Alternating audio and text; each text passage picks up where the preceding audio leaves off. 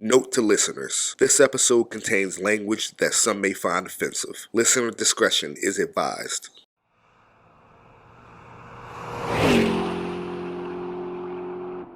In 2021, videos of teenagers quickly stealing Kia and Hyundai model cars using a specific method went viral. The trend took off nationwide. If you type in Kia Boys on Google, Rochester is on the suggested search list. By the halfway mark of 2023, the city had doubled the number of car thefts from the previous year. 75% of those vehicles are Kia and Hyundai.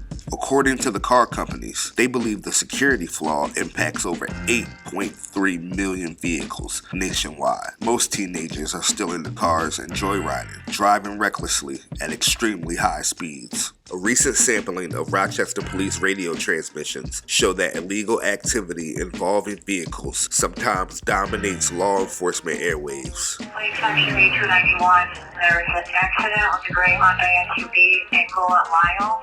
They said the male occupant got out, was headed towards Sherman, and that he had a gun. You want answers? 10-4, another car, angle at Lyle. Police section 271, two-vehicle accident, 440 Wakeam. 10-4, speed group of 4 males all wearing bandanas. Give me a white vehicle with Florida plates. I stood on Jefferson Avenue in southwest Rochester as young drivers flew up and down the strip. Bystanders talked to me about their concerns. They're going so fast, they don't have control.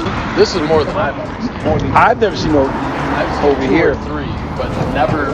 We're at 8 or 10 at this point. This is ridiculous.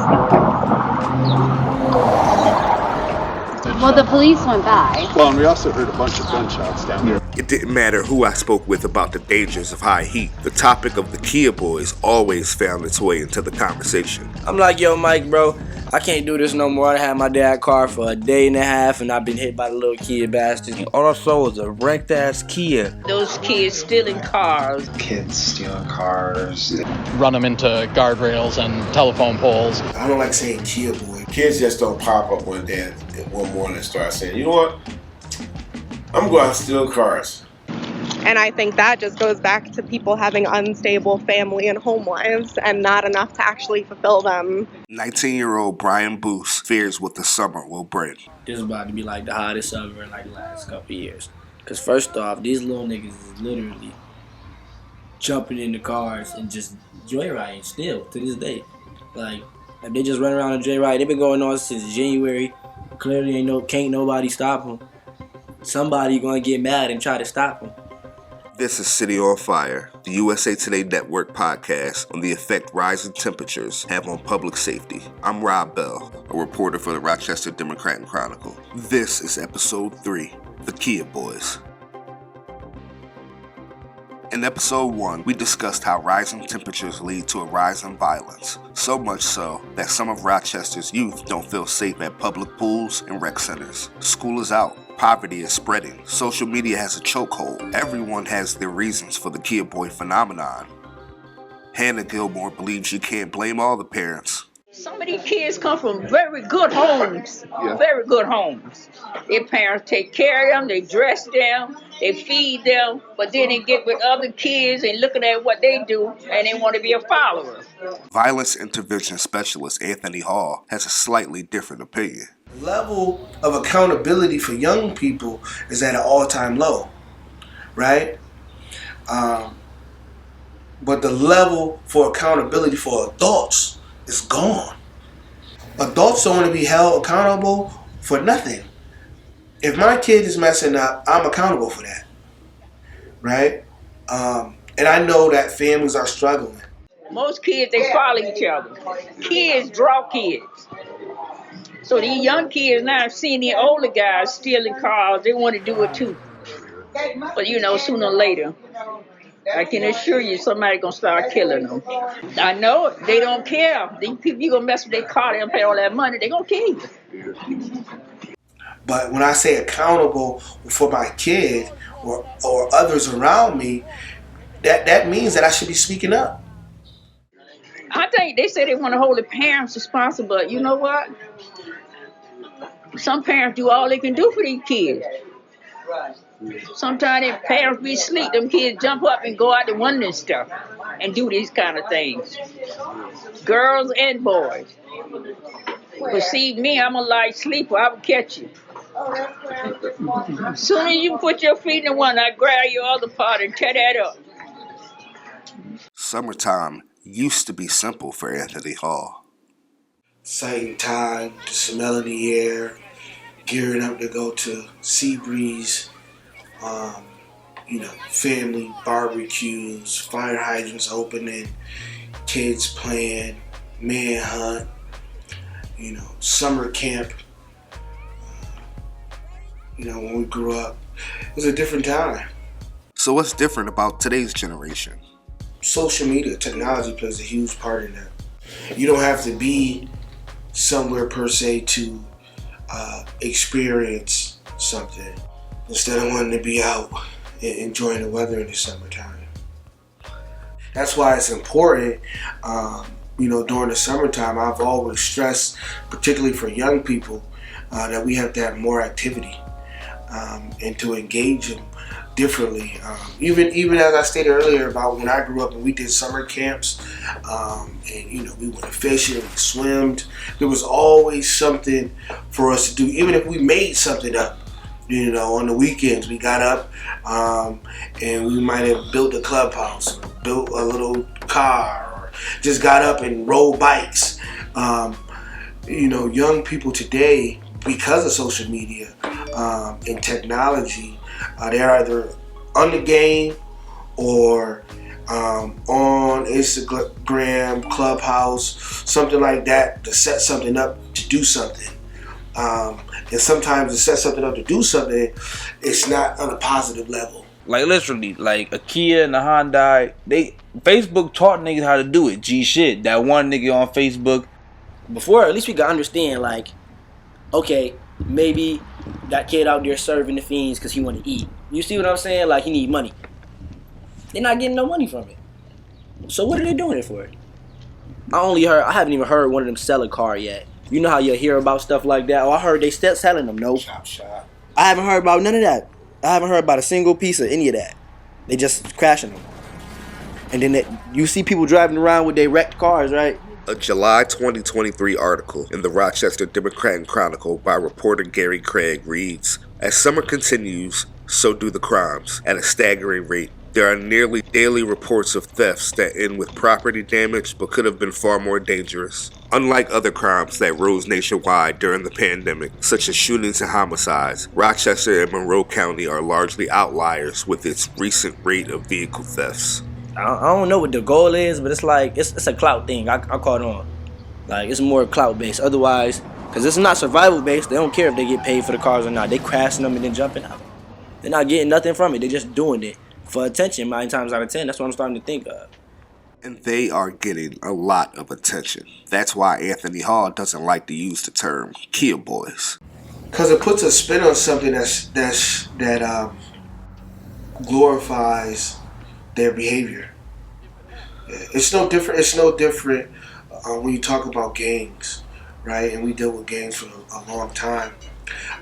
And when you begin to publicize it more, it appeals more to individuals who are in the behaviors or rattling on the fence, right?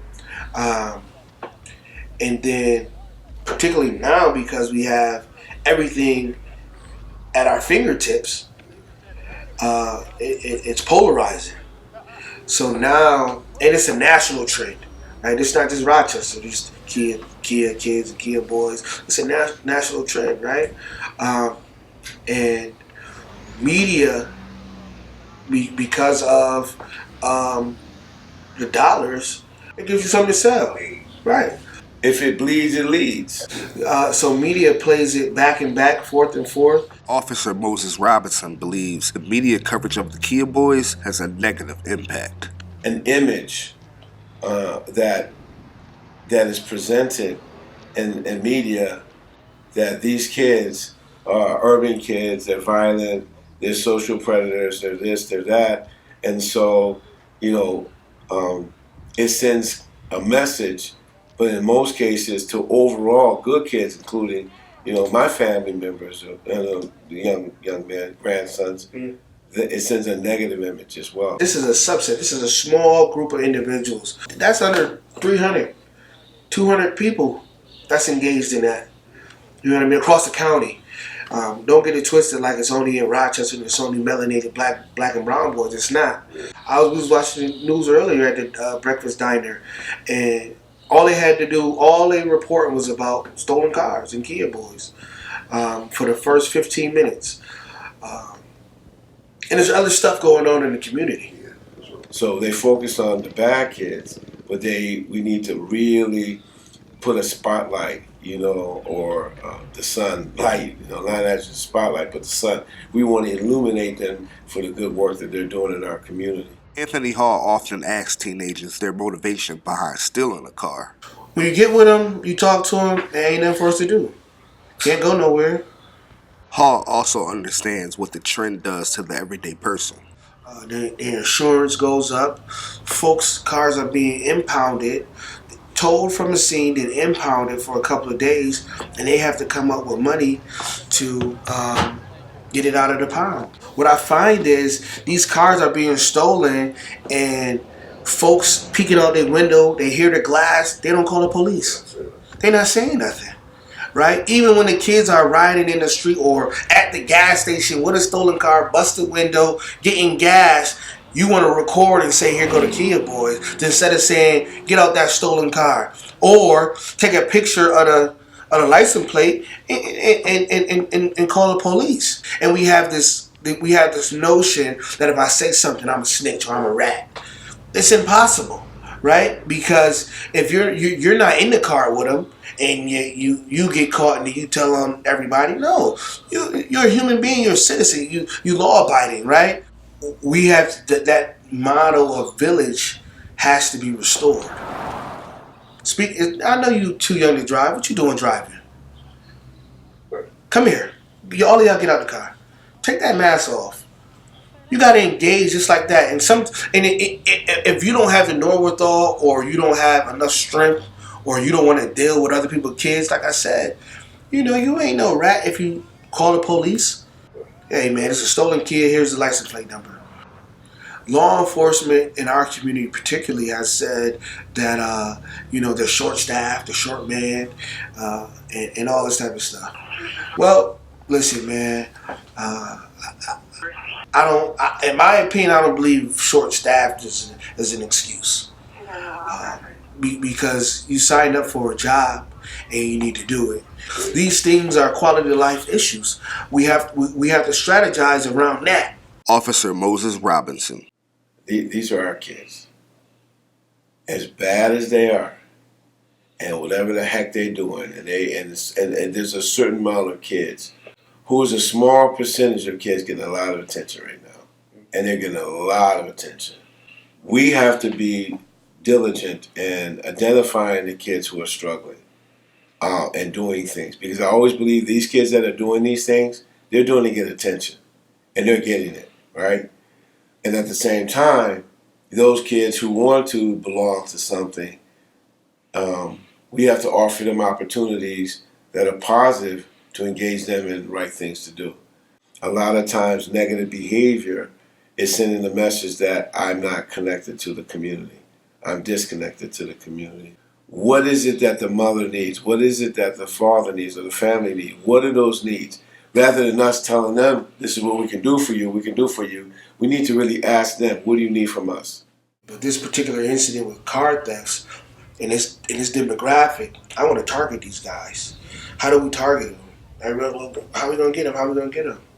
Well, I know folks like gaming trucks, laser tag, and food. All we need is a space. Get the space, and they gonna come.